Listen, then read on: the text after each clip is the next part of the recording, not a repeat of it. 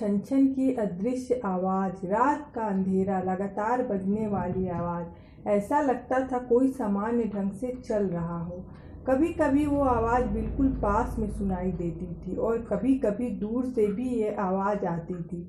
जब मैं छोटी थी तब मुझे कभी सुनाई नहीं दिया, मगर जैसे जैसे बड़ी होती गई आवाज़ सुनाई देने लगी। पहले तो मैं आवाज़ के पीछे भागती थी कि आवाज़ कहाँ से आ रही है, लेकिन समय बीतता गया। जैसे जैसे मैं बड़ी हुई, मैंने महसूस किया कि मैं घर में जहाँ भी जाऊँ, कभी भी, कहीं भी, चाहे दिन हो या रात, आवाज़ हमेशा सुनाई देती थी। मैं परेशान हो जाती थी। ऐसा लगता था कि हमारे आसपास कोई है। मैंने जानने की बहुत कोशिश की, मगर मुझे आवाज़ का रहस्य पता नहीं चला। मैं बहुत परेशान थी। मैंने अपनी माँ से इस बारे में बात की तो माँ ने बताया कि मैंने भी ऐसी आवाज़ सुनी है। मैंने ये आवाज़ अपनी छोटी बहनों और अपनी माँ को सामूहिक रूप में सबके साथ सुनाया। सभी ने मेरे साथ ये आवाज़, तब सभी इस निष्कर्ष पर पहुँचे कि कोई चुड़ैल है। हमारी छोटी बहनें हमेशा डर कर न रहें, इसलिए शायद माँ ने बात को बदलते हुए कहा, पास में देवी जी का मंदिर है। देवी माता घूमने के लिए निकलती हैं, इसलिए कुछ दिखता नहीं। आवाज़ तो हमेशा आती रही, लेकिन डर सभी के अंदर से गायब हो गया। जब भी आवाज़ सुनाई देता, हम सभी कहते कि माता जी घूमने निकली हैं, लेकिन मैं इस बात से संतुष्ट नहीं थी।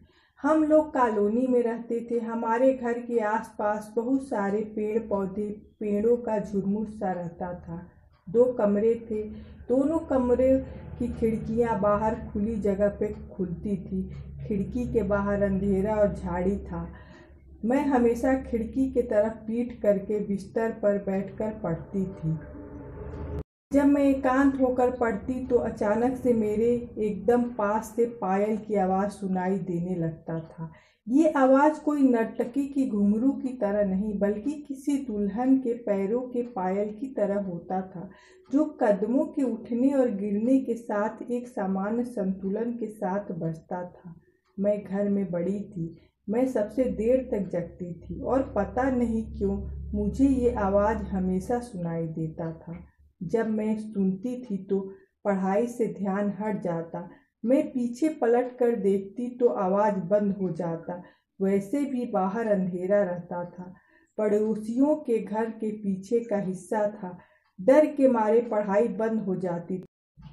लगता था ज़्यादा देर तक यहाँ बैठे तो पीछे से मेरा गला दबा देगी। इस तरह अब हमेशा होने लगा। जब रात को पढ़ाई करने बैठती, पायल की आवाज़ से परेशान हो जाती। मुझे समझ आ गया था कि यह कोई देवी माँ नहीं है, वरना अंधेरे में लगातार कुछ दूर पर ही क्यों घूमती, वो भी झाड़ी और गंदगी में, जहाँ सभी लोग अपने घर का कूड़ा फेंकते हैं। अगर वो देवी माँ होती तो अंधेरे में रोज़ डराने नहीं आती। एक दिन मैंने प्लान बनाया कि जो कोई भी हो उसका भांडा फोड़ कर देंगे। मैंने अपने पास 3 सेल की बड़ी वाली टार्च रख ली। रोज रात की तरह वह जब पूरी तरह सन्नाटा हो गया तो फिर मुझे परेशान करने आ गई। जब वो आवाज़ बिल्कुल मेरे पास आ गई, ऐसा लगा मानो कुछ कदमों की दूरी पर पायल की आवाज़ है। मैं फुर्ती से उठी और टार्च जलाकर खिड़की के बाहर आसपास खूब घुमाया, लेकिन ये क्या, अचानक से आवाज़ शांत हो गई। क्यों, उसे रोशनी से कोई दिक्कत या परेशानी थी? क्यों आवाज़ शांत हो गई? दिखाई तो कुछ नहीं दिया, एक चूहा भी नहीं, ना ही किसी के भागने की आवाज़। मैं बहुत परेशान हो गई। डर भी लग रहा था कि अगर चुड़ैल है तो अब वो मुझे नहीं छोड़ेगी, क्योंकि मैंने उसे टार्च जलाकर देखने की कोशिश जो की है। मैं खिड़की के पास बैठकर पढ़ना बंद कर दी और रात में घर से निकल। मम्मी पापा 2 दिनों के लिए गांव गए थे। हम और हमारी बहनें घर में अकेली थी। आंगन की बाउंड्री की गेट बंद थी। मैं और मेरी दोनों छोटी बहनें एक ही बेड पर दोपहर में सो रही थी। अचानक से मेरी नींद खुली। मैंने कमरे का दरवाज़ा अंदर से बंद कर लिया था कमरे के बाहर बरामदा था। मैं उठकर अभी पानी पीने के लिए जाने वाली ही थी कि अचानक से बहुत ज़ोर ज़ोर से बरामदे में दरवाजे के पास आवाज़ आने लगी। आवाज़ इतनी तेज़ थी कि कानों में चुभने लगी। ऐसा लगता था कि घुंघरू वाली औरत ज़ोर ज़ोर से नाच रही है। मैं दरवाजे के पास जाकर वापस बेड पर बैठ गई। डर के मारे कांपने लगी। 10 मिनट तक भयंकर डांस के बाद आवाज़ बंद हो गई, जैसे मानो कह रही हो, अब दरवाज़ा खोलकर जी भर के मुझे देख लो। दोपहर का उजाला था। अगर मैं दरवाज़ा खोलती तो अगर मच्छर भी होता तो दिख जाता, लेकिन मैं ऐसा भला क्यों करती। आवाज़ शांत होने के घंटों बाद भी मैंने दरवाज़ा नहीं खोला और न पानी पीने गई। अपनी बहनों के उठने का इंतज़ार करने लगी। अब मैं अकेले रहना बिल्कुल बंद कर दी। मम्मी जब 2 दिन बाद वापस आई तो मैंने यह बात सिर्फ अपनी मम्मी से बताई, बहनों से नहीं, ताकि वो डरे ना।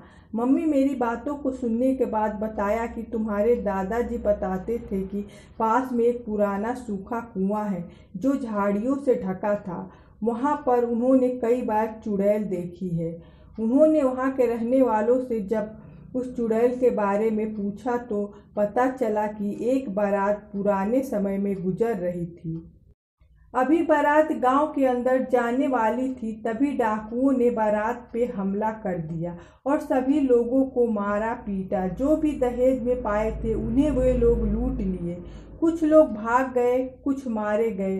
दुल्हन ने बहुत सारा गहना पहन रखा था, दुल्हन को भी मार डाले और उसका गहना लूट लिए।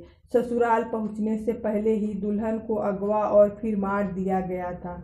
उसी दुल्हन की आत्मा भटकती थी, क्योंकि वर्षों पहले आज जहाँ घर कॉलोनी है वहाँ जंगल रहता था। कोई ढंग का रास्ता भी नहीं था। दोस्तों, मैंने अपनी आप बीती सुनाई। आपकी इस कहानी के प्रति जो भी राय हो कमेंट में बताइएगा।